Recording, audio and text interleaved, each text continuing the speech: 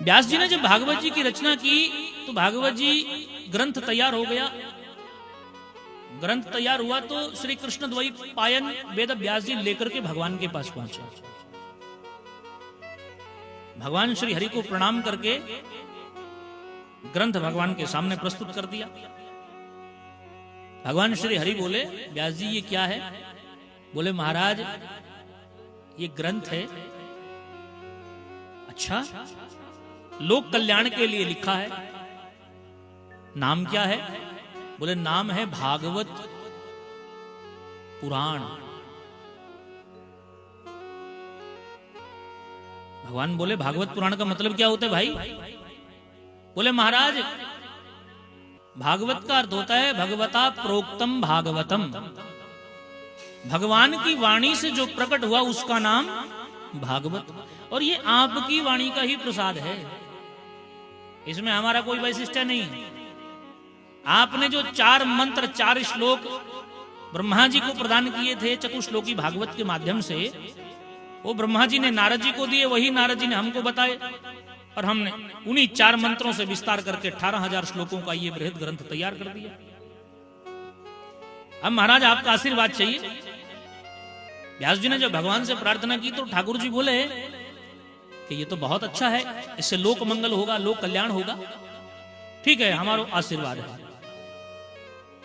पास में लक्ष्मी जी भी विराजमान थी। लक्ष्मी जी तो भगवान के अंग संग रहती हैं। अब भगवान का आशीर्वाद मिल गया तो व्यास जी बोले, मां पिताजी ने तो आशीर्वाद दे दिया, अब आप भी नेक आशीर्वाद दे दो हमें।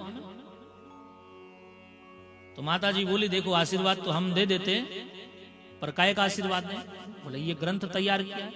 बोले, ग्रंथ तुमने तैयार किया है भगवान के लिए। आपने कहा भगवता प्रोक्तम भागवतम, भगवान की वाणी से जो प्रकट हुआ उसका नाम भागवत। इसमें हमारा नाम तो कहीं है नहीं, भगवान का नाम है, सो भगवान का आशीर्वाद तुम्हें मिल गया। अब हमारा नाम नहीं तो हम आशीर्वाद काय का दें? व्यास जी कहने लगे, नहीं नहीं माता जी, ऐसी बात नहीं है। व्याकरण में भगवत्या प्रोक्तम भागवतम भी बनता है। भगवती का जो वचन है वही भागवत है, भगवती की जो वाणी है वही भागवत है। और भगवती में और भगवान में क्या अंतर है? आप दोनों एक ही तो हो, अलग अलग थोड़े ही हो। अब माता जी पिताजी में क्या अंतर है? लक्ष्मी जी कहने लगी, व्यास जी ये जबरदस्ती का नाम हमें नहीं चाहिए। ये तो व्याकरण का वैशिष्ट्य दिखा करके आपने भगवता को भगवत्या कर दिया।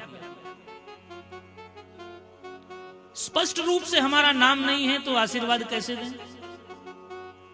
व्यास जी कहने लगे, ठीक है माता जी, कोई बात नहीं, हम स्पष्ट रूप से आपका नाम जोड़ देते हैं। इस ग्रंथ का नाम होगा श्रीमद् भागवत महापुराण। श्री माने लक्ष्मी,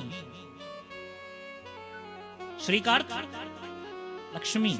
जब हम अपने घर में पूजा करते हैं या पंडित जी भी जो पूजा कराते हैं मंडप में, उसमें हम स्वस्तिक का चिन्ह बनाते हैं, फिर श्री का चिन्ह बनाते हैं, श्री लिखते हैं ना। वो श्री क्या होता है?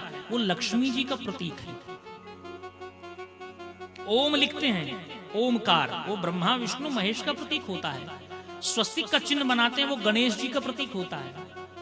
ऐसे ही श्री जो है वो लक्ष्मी जी का माने भगवती का प्रतीक है, भगवती का चिन्ह है। व्यास जी बोले, ठीक है, ग्रंथ का नाम है माता जी श्रीमद् भागवत महापुराण। अब स्पष्ट रूप से श्री जी का नाम आया तो माता जी ने अपना वरद हस्त व्यास जी के सिर पे धर दिया। बहुत बहुत आशीर्वाद है तुम्हें, बहुत। अब पिताजी का भी आशीर्वाद मिल गया और माता जी का भी आशीर्वाद मिल गया। आशीर्वाद लेकर के फिर जैसे ये ग्रंथ